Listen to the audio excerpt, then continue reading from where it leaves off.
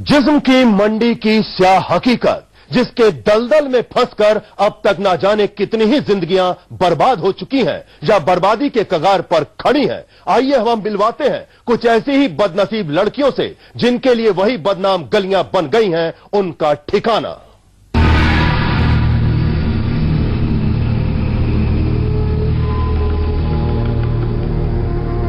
शहर की बदनाम गलियों में कुछ इस कदर खो गए हम कि हमें अपनों ने ही भुला दिया। हम अपनों के बीच ही पराये हो गए।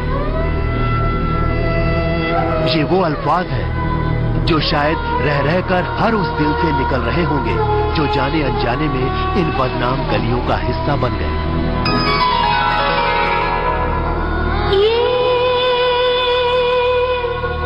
क्या जगह है दोस्तों। भले ही दिन के उजाले में इन बदनाम गलियों की हसीनाओं के लिए लोग लानत भरे अल्फाज निकालते हों, लेकिन सच यही है कि जैसे ही वक्त के तकाजे के साथ रात होती है, ये बदनाम गलियां फिर से रोशन होती हैं और वही अय्याश उन गलियों का रुख कर लेते हैं। ये किस मकाम पर गया। इस गली के हर दरो दीवार में किसी के सपने, किसी के अरमान टूटते हैं, तो कई ऐसी भी हैं जिनकी जिंदगी गुमनामी में खोकर बदनाम हो जाती है। कई ऐसी भी हैं जो दोज़ख की जिंदगी से तौबा कर बाहर तो आ जाती हैं, लेकिन वहां भी उन बदनाम गलियों की रुसवाइयां उन्हें जीने नहीं देती और फिर दोबारा वो लौट आती हैं उसी मंडी में। हम हैं मटाए ऊंचा बाजार की तरह। हम हैं मटाए ऊंचा बाजार की तरह। उठती है हर निगाह खरीदार की तरह। 22 साल की सायरा को आज भी वो दिन याद है जब अनजाने में वो उस भीड़ का हिस्सा बन गई। बांग्लादेश में एक गरीब परिवार की सबसे बड़ी बेटी थी सायरा, पर बड़ी बेटी होने की जिम्मेदारी आ गई और उसकी मजबूरी को देख एक दलाल ने उसे अपने चंगुल में फंसा लिया। काम देने के बहाने दलाल सायरा को मुंबई लाया। कुछ महीनों बाद सायरा को जिस्म फरोशी के दलदल में धकेल दिया गया, लेकिन किस्मत को शायद कुछ और ही मंजूर था। जो इंसान सायरा से नापाक संबंध बनाना चाहता था, अब वो सायरा का शौहर बन गया।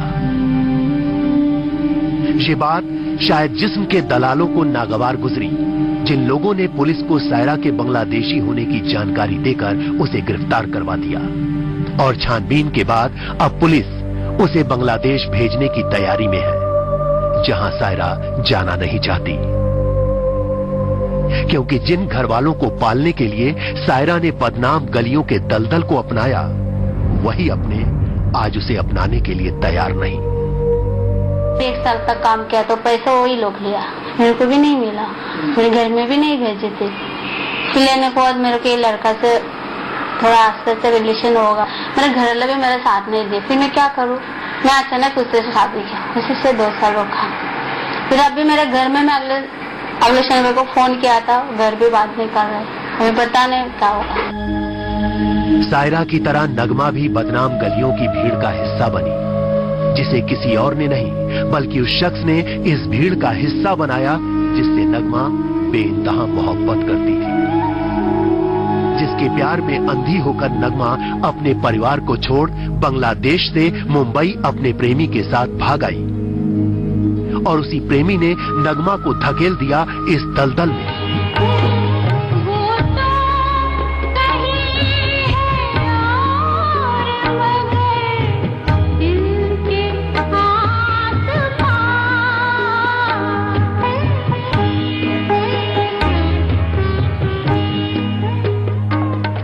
रेस्क्यू ऑपरेशन में नगमा इस दलदल से छूट गई और वो जल्द ही अपने वतन वापस जाने वाली है।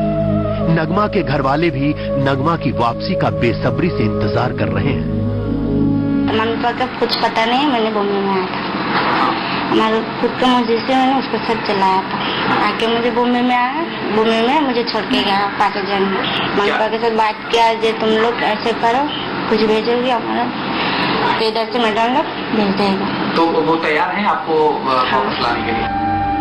नगमा खुशकिस्मत है कि उसके अपने उसे अपनाने को तैयार है, लेकिन रेहाना की किस्मत में अपनों की खुशी कहां। वो हर पल अपने मासूम बच्चों को देख तन्हाई में सिसकियों के साथ अपने गम को भुलाने की कोशिश करती है। रेहाना, जो बांग्लादेश की राजधानी ढाका की रहने वाली है, कम उम्र में शादी के बाद 2 बच्चों की मां बनी और फिर एक दिन अचानक पति से तलाक के बाद 2 बच्चों की जिम्मेदारी रेहाना के कंधे पर आ गई। मजबूर, बेबस रेहाना पर दलालों की नजर पड़ी और रेहाना को काम और पैसे का लालच देकर बांग्लादेश से पुणे लाया गया और जिन्स फरोशी के धंधे में धकेल दिया गया।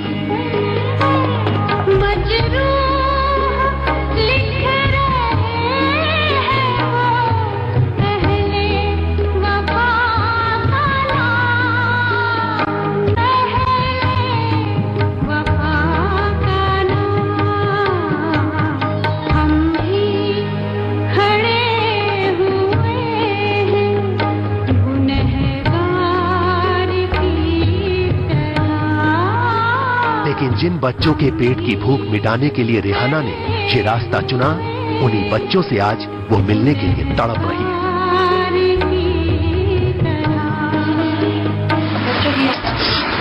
कितने बच्चे हैं आपके? और